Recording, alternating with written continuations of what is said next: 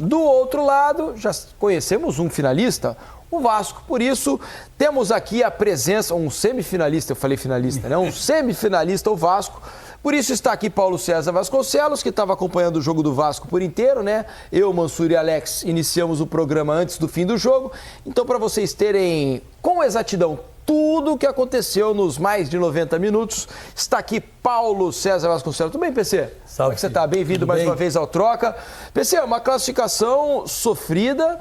E eu diria que, enquanto estávamos assistindo o jogo antes de entrar aqui ao programa, eu diria que improvável. Sim. Pelo roteiro do primeiro tempo, 1-0 contra, a expulsão do Rayan. Muito infantil do Rayan. Pagou Dava a impressão ali de que a vaca tinha ido pro brejo, né? Exatamente. Boa noite, PC. Alex, Felipe, quem nos acompanha. Uma classificação com vários ingredientes que fortalece a personalidade de uma equipe. Porque ela foi obtida na adversidade. O Vasco entrou em campo na Arena da Baixada com uma vantagem obtida no confronto em São Januário de 2-1. De repente, viu o placar mostrando 2-0 para o Furacão, gols do Coelho e do Zapelli. O Vasco jogando mal, não conseguindo se encontrar em campo. Tem o Rayan expulso, uma atitude inconsequente. Ele é um adolescente, então não é para ser crucificado, ele tem que ser orientado, pegar o lance, mostrar, entendeu? Entender o que aconteceu. Pouco antes da expulsão, que é um tapa que ele dá no Esquivel, uma agressão que ele comete no Esquivel, o Vasco teve uma raríssima oportunidade em que ele participa desse lance, um movimento errado de saída de bola do Kaique, a interceptação, essa bola do Rayan, ele toca para o Payet. Isso. E o Payet dá o drible cima, né? E chuta por cima. E logo na sequência, ele comete esse gesto absolutamente impensado, mas não podemos nos esquecer, é um adolescente, é um jogador em formação. Então, o momento é de orientação, não é de crucificá-lo, é de chegar, montar, não. Primeiro orienta, primeiro mostra o erro que ele cometeu. E aí surge aquele que foi também o personagem dos dois confrontos. Aliás, o Verratti. Aliás, dois, né, PC? Porque é sempre Piton para Verratti. Essa conexão essa conexão impressionante. Aí é maior do que a Rio-São Paulo. O futuro né? time que for contratar um vai ter que contratar outro. O Verratti, ele resgata e faz parte de um seletíssimo grupo de atacantes sem atividade no futebol brasileiro, que é um exímio cabeceador. Impressionante. É impressionante. É impressionante como ele se coloca, a precisão na cabeçada, e ela geralmente é inalcançável ou indefensável para o goleiro. Vem o segundo tempo, o Furacão continua pressionando com um a mais, o Vasco faz algumas alterações, tem a entrada do Emerson Rodrigues no lugar do Payet. O que pensou o Rafael Paiva? Dar um pouco mais de velocidade e ter alguém que se dedicasse à marcação. O Payet não é um jogador que se dedique com muita exatidão à marcação, é um jogador muito mais de criação do que de marcação. E o Vasco foi administrando. Quando a partida vai, você está vendo o segundo tempo, o volume ofensivo do Furacão é muito maior do que o volume ofensivo do Vasco. E mais uma vez, se a gente destacou o Lucas Piton e o Verratti, tem que destacar também o Léo Jardim. Impressionante. Não é? Porque hoje ele defende o pênalti cobrado pelo Canóbio, e foi graças à defesa do Léo Jardim no pênalti cobrado pelo Canóbio, o Vasco converteu todos, que na primeira série de cobranças... Ele pegou 3 boas bolas durante o jogo. O chute do Coelho. Coelho de chute cruzado. No meio das pernas do Piton. É incrível a defesa. É uma defesa espetacular. E não só de defender, uma rapidez. Ele realmente faz ela espirrar longe. É assim, você tem o Lucas, o Léo Jardim aqui, e aí você tem o dueto formado por Lucas Piton e Verratti, que ofensivamente, o Lucas cruzando e o Verratti cabeceando. Agora, hoje, se o jogo por acaso terminasse 0-0, esse placar se deveria ao Léo Jardim. E o placar do primeiro tempo terminou 2-0 graças ao Léo Jardim.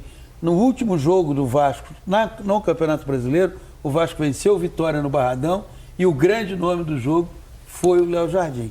É uma classificação heróica do Vasco e é uma classificação, Alex sabe disso como jogador, que ela dá uma segurança, ela dá ela fortalece o grupo e o jogador, cada um individualmente, que é muito bom para o Vasco, para o restante do Campeonato Brasileiro, e também porque já está numa semifinal de Copa do Brasil, esperando agora quem vai sair do confronto entre Flamengo e Bahia. O Flamengo venceu o primeiro jogo por 1-0. Agora, o que surpreende no Vasco, né, no aspecto do aproveitamento que o Vasco tem tido nos últimos jogos, é que às vezes a gente vê times que estão jogando bem, mas a vitória não vem.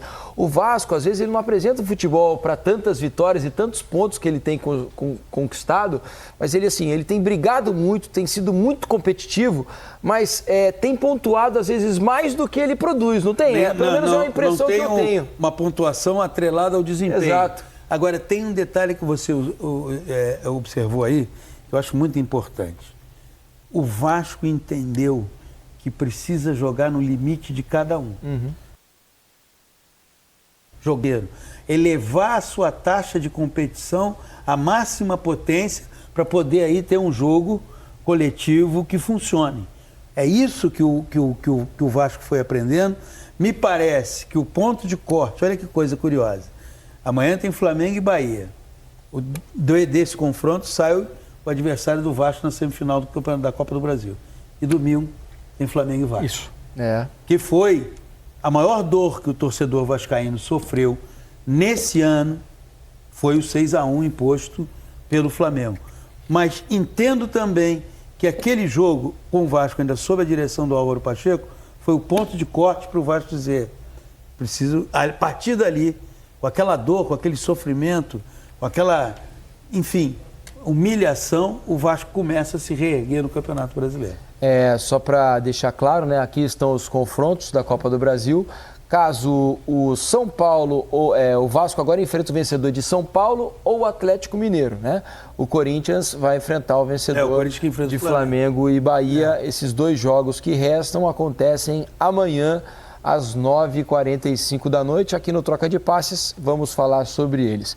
Agora é impressionante como o Rafael Paiva tem que ser enaltecido, né? Porque, embora tenha dito aqui que às vezes as exibições não são de acordo com a pontuação, o Vasco pontua muito bem e pontua mais do que, pelo menos eu acho, do que joga, mas ele conseguiu dar uma organização ao Vasco que chama a atenção, né, em relação ao que o Vasco vinha sendo até ele assumir. E me parece também ter um mérito de quem está comandando o futebol do Vasco, do Pedrinho até a direção do futebol, de ter respaldado. Felipe, né, que é o Felipe agora. Que trabalha diretamente no futebol do Vasco. Porque bem ou mal, para um treinador que é jovem, que talvez não tenha toda essa bagagem, tinha uma certa armadilha colocada ali. Quando ele começa a conseguir dar competitividade e equilíbrio ao Vasco, chega um grupo de reforços, de jogadores já numa etapa mais adiantada de carreira. É lógico que teve a lesão do Coutinho, ninguém torcia para isso. Alex Teixeira também se machucou? O Alex Teixeira, mas você tem o Souza, mas que já não são jogadores que fisicamente chegam na plenitude da competitividade e a Série A do Campeonato Brasileiro é muito exigente nesse aspecto. Era muito tentador para um treinador jovem que já tem uma pressão e tinha muito aquela expectativa de ver eventualmente Payet e Coutinho juntos. Eu acho que ele muito claramente delimitou ali que ele não ia abrir mão de algumas questões de competitividade, de encontrar o meio-campo com uma proteção da área melhor, que achou por vezes com o Matheus Carvalho, com o Hugo Moura, que tem sido talvez o jogador mais difícil de substituir no Vasco quando não está, porque é o jogador com mais característica do camisa 5. Hoje já foi com esforço para tentar dar um pouco mais de controle de bola. Ele está usando um pouquinho mais de esforço para ver se consegue trabalhar melhor. Embora fisicamente ele até perde um duelo na origem de um dos gols, mas enfim, mas ele deixou muito claro que ele não ia abrir mão de algumas coisas que ele tinha conseguido dar ao time. Acho que o Vasco hoje tem muito mais uma questão de oscilação dentro de jogos, e a série de jogos contra o Atlético Paranaense, porque houve jogo pela Copa do Brasil, jogo pelo Brasileiro e agora outro jogo pela Copa do Brasil. 3 confrontos com 2 vitórias do Vasco e uma do Furacão. Nos 2 primeiros o Vasco oscilou muito dentro do jogo, né? De fazer um primeiro tempo ruim e depois crescer. O Vasco teve muito desses momentos dentro das partidas dele. Mas em termos de padrão, na média, o desempenho com o Rafael Paiva é muito superior ao que o Vasco apresentava antes dele assumir. É um caso claro, assim, de uma troca que acabou fazendo bem, né? E a transpiração do Vasco, né, Alex? Você que esteve em campo, dá pra gente perceber o quanto esses jogadores transpiram, né? O quanto eles lutam, brigam por uma vitória a cada jogo, né? E aí que tá o detalhe.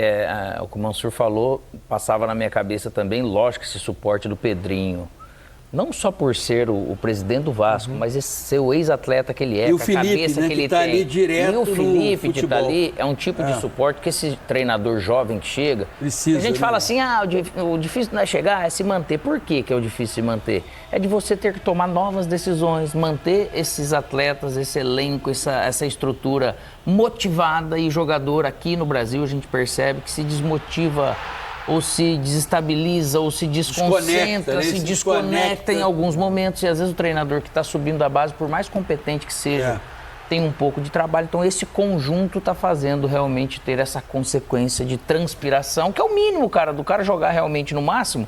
Mas parece que isso é o mais difícil, você tirar do atleta. É você ter consciência, e me parece que isso foi alcançado, ter consciência da sua limitação, e isso não ser ofensivo para você. Não, o fato de você ter consciência da sua limitação não significa que você é um profissional menor. Você sabe qual é o seu tamanho. A partir do instante que você sabe qual é o seu tamanho, então a tua capacidade de mobilização, o teu nível de competição, você entende que ele precisa ser elevado. Me parece que isso hoje tem uma compreensão muito apurada dentro do Vasco. E há também um outro jogador que eu acho interessante nós citarmos para quem nos acompanha. O Maicon, ele no início do jogo teve um choque de cabeça. Que, aliás, não diria decisivo, mas tem uma influência no primeiro gol. Sim. Que ele fica um tempo fora, o Vasco se reorganiza com um dos volantes para compor ali. Quando volta, ele está meio desconcentrado. A defesa está se reordenando. Mas ele suportou o jogo até o fim, tendo uma atuação sóbria, por um detalhe: o Vasco não tinha zagueiro no banco. E não tinha o seu principal zagueiro. Que é o João Vitor. Que é o João Vitor, que estava fora do jogo de hoje. Teve que jogar com o Maicon e o Léo, que são jogadores que ainda não conseguiram conquistar plenamente porque assim, a confiança gente, da torcida. Parece que a gente já viu o nosso professor Muricy falando, poxa, o jogador tem tudo, ele ganha bem, não é questão de motivar somente. Mas o futebol, eu preciso encontrar uma maneira de te despertar, senão a gente vem aqui, a gente já madura e tal, é outra coisa, não tem intensidade, mas você se desfoca. Eu preciso ter dentro da estrutura alguém que me chacoalhe, eu preciso conseguir encontrar uma maneira de tirar isso de você, sabe? E porque o ser humano, ele é muito de se acomodar, não é porque ele quer. É ali no subconsciente fica algo, no inconsciente lá atrás que fica algo, entende? E isso o Vasco tem feito bem. O Alex trouxe um detalhe interessante.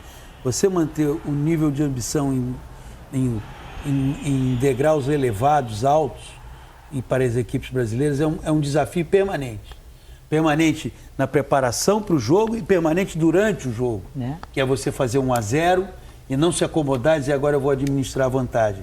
É você com 1-0 entender que você pode procurar o 2-0.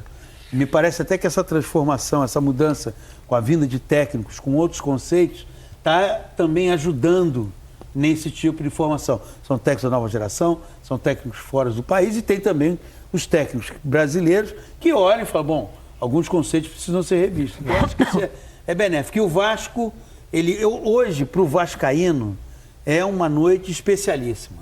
Porque ninguém imaginava, né, que o Vasco estaria na semifinal da Copa do Brasil. O Vasco teve um período de turbulência a partir do início do Campeonato Brasileiro, em que o cenário era sempre preocupante. Qualquer jogo era um jogo que deixava o torcedor do Vasco atemorizado. Agora, ele olha para a tabela do Campeonato Brasileiro, respira. Está em nono lugar. A pressão está 12-8 e, ao mesmo tempo, ele está numa semifinal de Copa do Brasil. E a partir de agora, né, Mansur, Alex, PC, amigos do Troca de Passes, é permitido a todos sonhar. Porque se você está numa semifinal Vasco, de Copa tem do camisa, Brasil... tem torcida. E não só isso, né, PC?